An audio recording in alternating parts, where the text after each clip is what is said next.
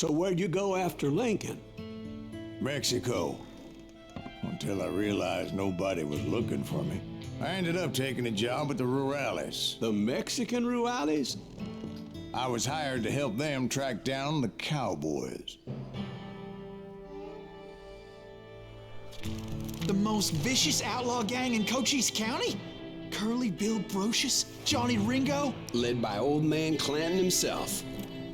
They must have paid you a pretty penny to take them hombres on. Not really. But truth be told, I had my own reasons for going after those boys. Hello and welcome back to my playthrough of Call of Juarez Gunslinger. Alright. On to episode 2, so let's jump in. So was the bastard you were after now riding with the cowboys? Oh, Roscoe Bob Bryant was his name. You can't be bulletproof, but you can be more resistant from every 4 tiny bullet. Short weapon will bounce off.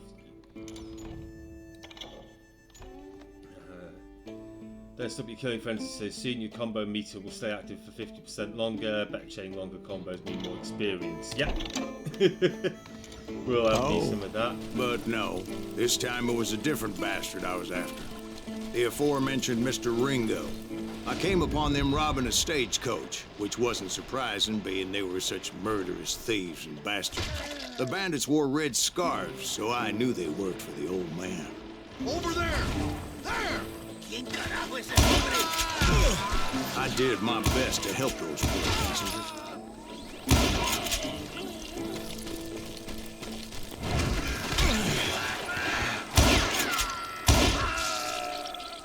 Moments later, the attackers were dead, and I checked the stagecoach to see how many passengers were still breathing. None.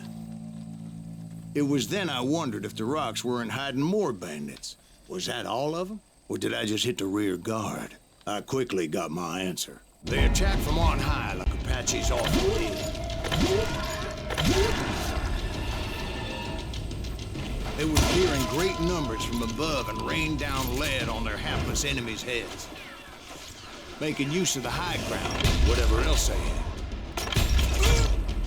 Yet the Apaches always appeared out of nowhere, and there never seemed to be an end to it. Hold on. Were you attacked by Apaches? What happened to the cowboys? Did I say they were Apaches?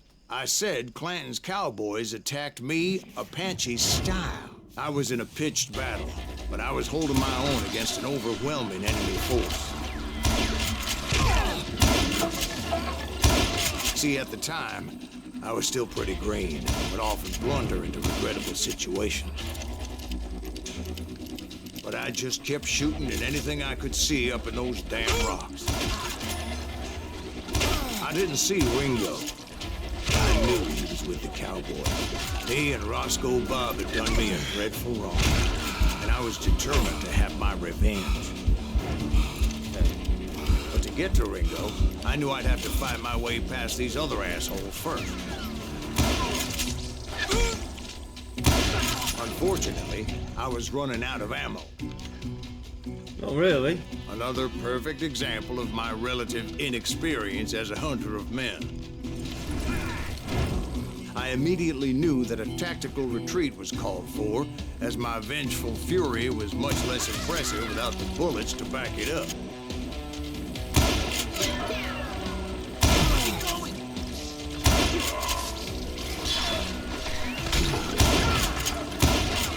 Finally, they managed to corner me. Trapped as I was, the odds of my survival seemed pretty slim.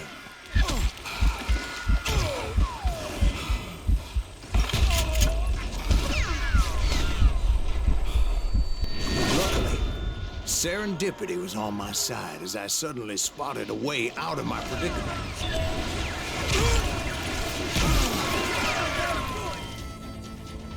Okay. I ran ahead as if the devil himself was after me. Bullets were whizzing by my ears, but I wasn't about to roll over and die. I just kept running like there was no tomorrow. Because there wouldn't be if Clanton and his men caught up with me.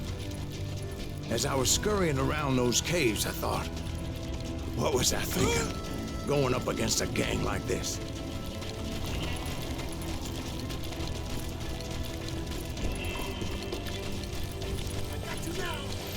I just kept running, not knowing where the hell I was going. And that's when something miraculous happened. Like manna from heaven, I found the desiccated remains of what looked like an Apache warrior. The old weapon next to him supplied me with some much-needed ammunition.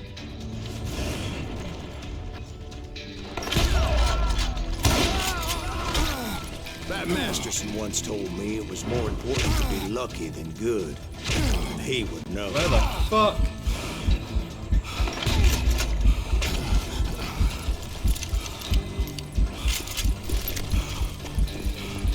And imagine my surprise when I found a fistful of dynamite to go along with that ammo. That stroke of good fortune evened the odds and bolstered my confidence.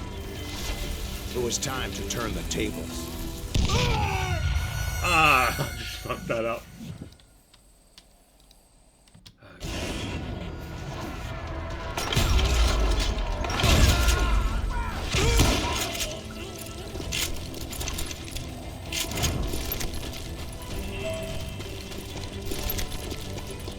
Okay.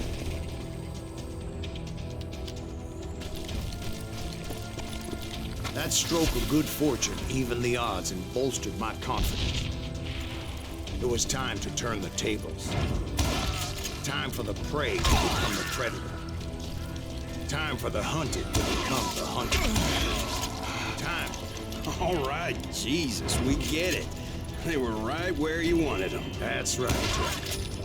I was done running. And the old man's boys were not expecting that. No, sir. It was finally time for that old man to pay for his sins.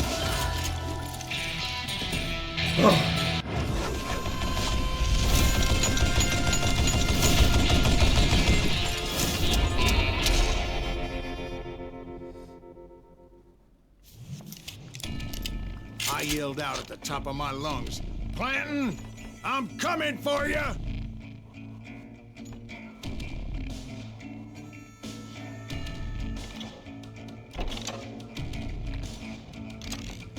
A little stealth might have made more sense, to be perfectly honest.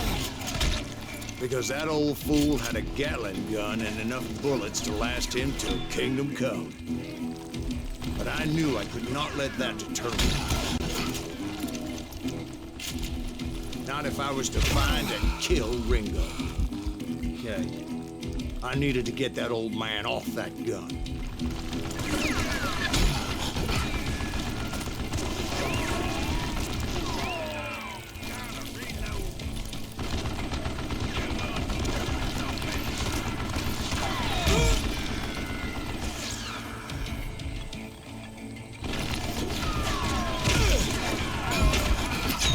Nope. Couldn't make it. I need to get close enough that I can dynamite him. I think that's the trick here.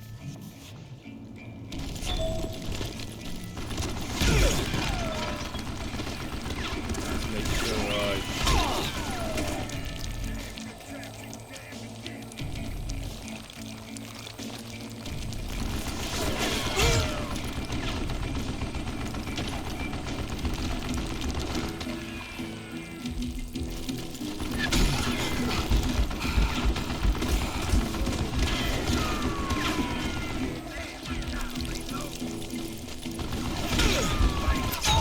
Nope. I heard him say he's going to reload, and no, I got greedy. I got greedy.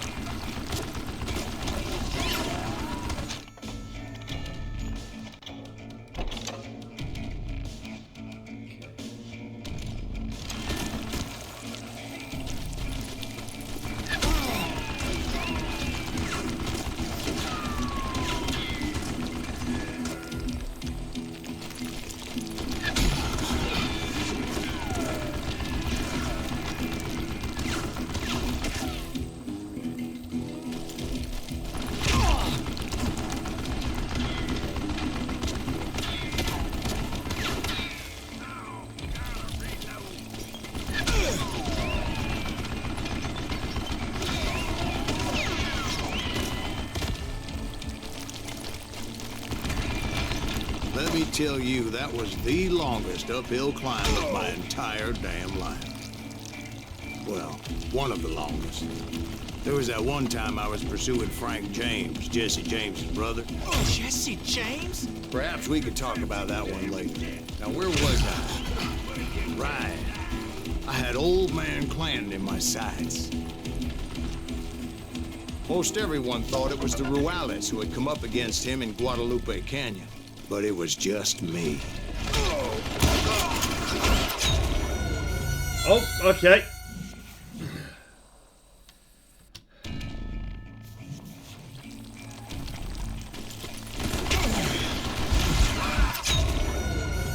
Alright, that was the wrong way. I don't like what it does to your screen.